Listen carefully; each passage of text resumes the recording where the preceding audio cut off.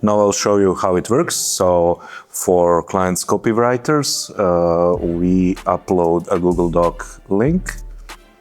Then we have an integration with Google Docs, which fetches that document and shows us a Google Docs preview. And then we have ability to analyze this document with AI by providing custom instructions that client gave us. So to follow their SOPs and guidelines how it should be generated.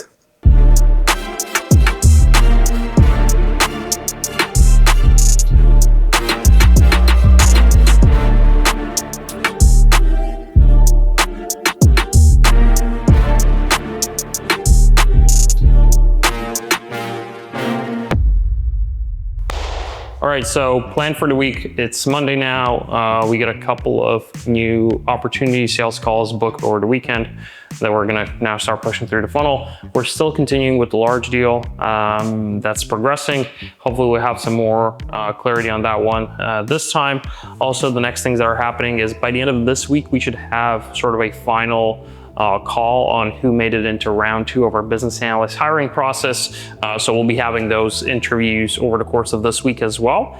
And other things that are happening, I think that's mostly it. It's going to be a pretty busy week. A lot of kind of back-end operation stuff that are going to need to happen to push stuff forward. A couple of projects are kicking off that we closed in the past couple of weeks. So the dev team is going to be quite busy with building those out.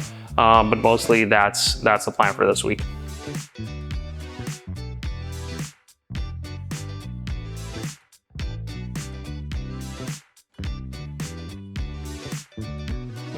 So good. I know you escalated the 131 and then pick 2 because you needed an answer. Good pick.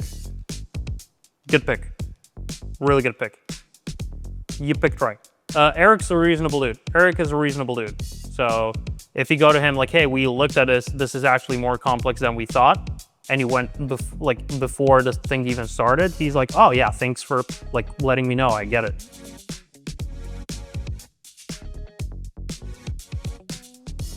Yeah, so we know the 2 lessons we learned. Number 1 is written communication, like the use cases, and then also like adding a disclaimer and communicating to clients. And this can be done in a new onboarding video or like within our onboarding call. It's like, hey, there will be situations where like you thought something that, you know, was supposed to be a part of the use cases wasn't.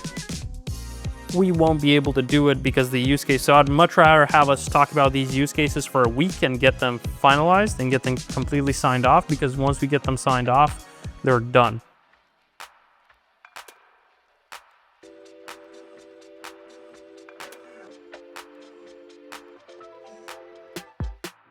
Yo, Philip, what are you working on? Hello, I'm currently working for a client which specializes in joining Facebook groups and posting specific content to those groups to create lead generation for their clients. Now I'll show you how it works. So for clients copywriters, we upload a Google Doc link. Then we have an integration with Google Docs, which fetches that document and shows us a Google Docs preview.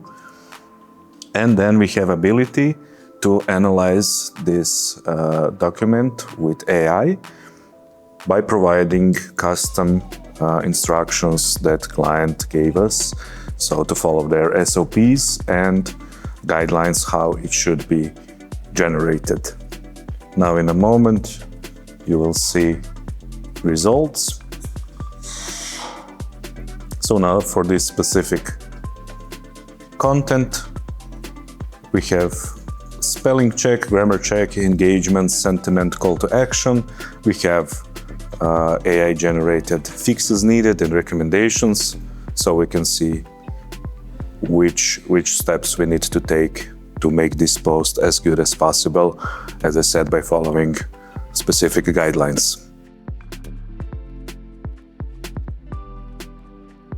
So today has been a pretty busy day, so I actually worked on a couple of features for which is one of our clients. Pretty much revamped all of the Airtable interfaces that we built that basically made sure that they're able to take the test of the time in a bit better way. So that took probably a couple hours in this morning. Right now, moving over to our new client. Basically, my goal for today is, from the use cases that I got from the business analyst, is to figure out a prototype for the actual portal that we're gonna build with them. So right now we're gonna use some prototyping tools, some AI tools like V0, which we're gonna basically plug in the list of use cases and try to generate something that is actually useful for business analysts to present to a client to basically verify that the direction we are going into makes sense. So as a first thing, sort of typical what we do with our coded project is sort of setting the base.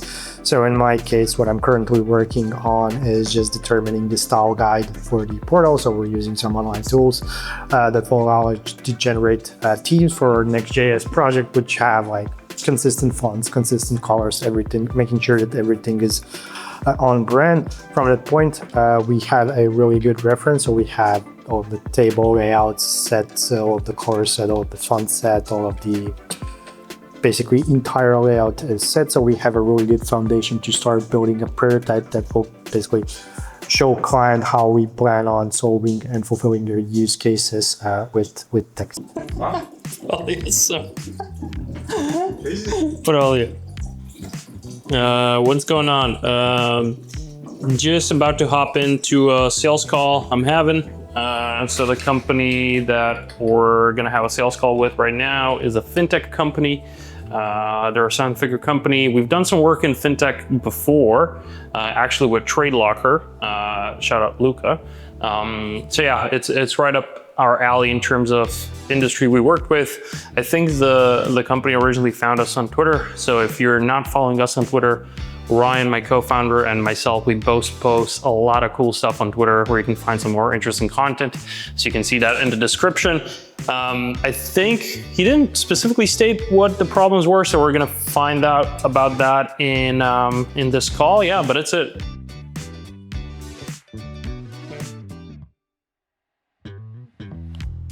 There we go. Good to see you, Greg. I looked at both their jewelry brand and the fintech company. Kind of got a good understanding of both. I'd say best if we start the call, if you just sort of gave me a quick 2-minute intro. What was the kind of original reason you booked in? I know you found us on Twitter, so I'm guessing either you saw my or Ryan's tweets. But I think that's the best way to start the call, and we'll see where it takes us.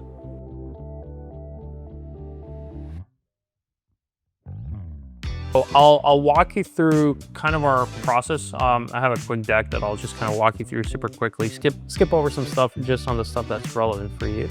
That I think will be the best to sort of explain how we work. Idea that the way we like to position ourselves is we call ourselves a consulting company who happens to do the implementation. That's how we internally position. So super quick about us. In-house team of 15, so we're not, just me and Ryan. Work with over 100 clients, mostly SMEs and mid-markets. Been breaking into enterprise a bit more. You might recognize some people here if you're following around Twitter, but we really work with a lot of different industries, from marketing, construction, logistics, fintech. Really been through a lot. In terms of kind of our ethos, 3 main things. So one, redesigning company operations into what we call the object-based process, implementing a single source of truth for a company. So if we have a bunch of Google Sheets, if we have a bunch of different tools, kind of centralizing everything into one spot. And then once we have the data centralized, actually being able to sort of deploy an army of automations and AI. First thing we do, this is what's called a company brain. So we analyze absolutely every single step of the process and map it out with you to then identify where are the bottlenecks, where are the opportunities. And we would do this for your jewelry brand. We would do this for your fintech company. This is a non-negotiable for us. The way we approach this in the same way of the ethos. First, we look at the process. Second, we look at the data. Then we only look to build tech on top of it. Because a lot of times the problems we can solve with process are problems we can solve with data. And then only once we've gone through those things, then we look at tech to be actually be the problem to solve, right? From AI, from no code stuff to like actual coded stuff, we've done plenty. We've automated entire inventory management systems for logistics firms. We've auto replenishments, all that stuff. So we've done plenty of work in that specific industry. But this is sort of the end stage. We can do this once we have the database sorted out and all of that is handled with.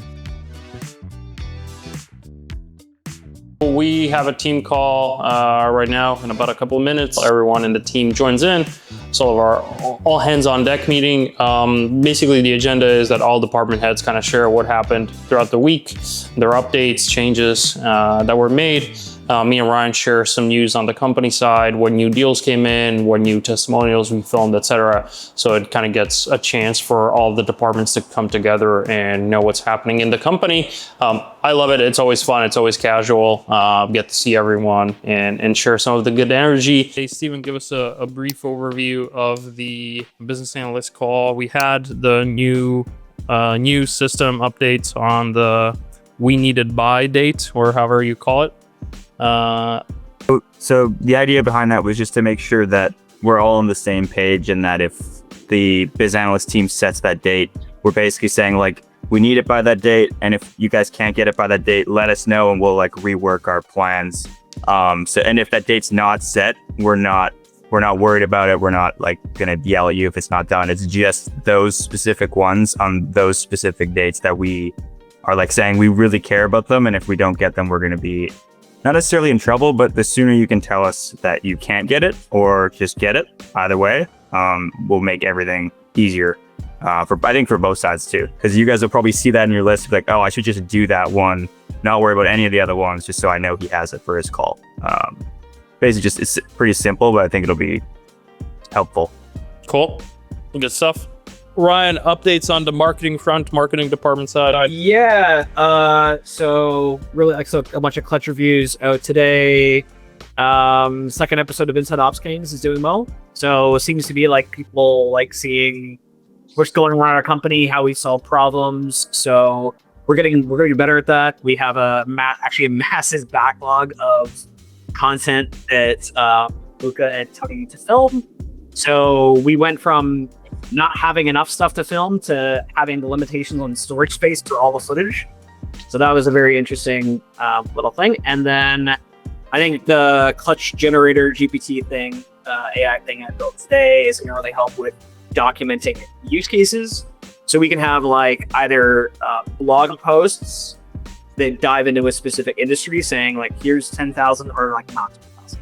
You got 4,000 features right in our system. So it's like, how do you summarize that in a clear way? So that same GPT will help with super in-depth videos and also written use case docs, blog posts and things like that for specific industries.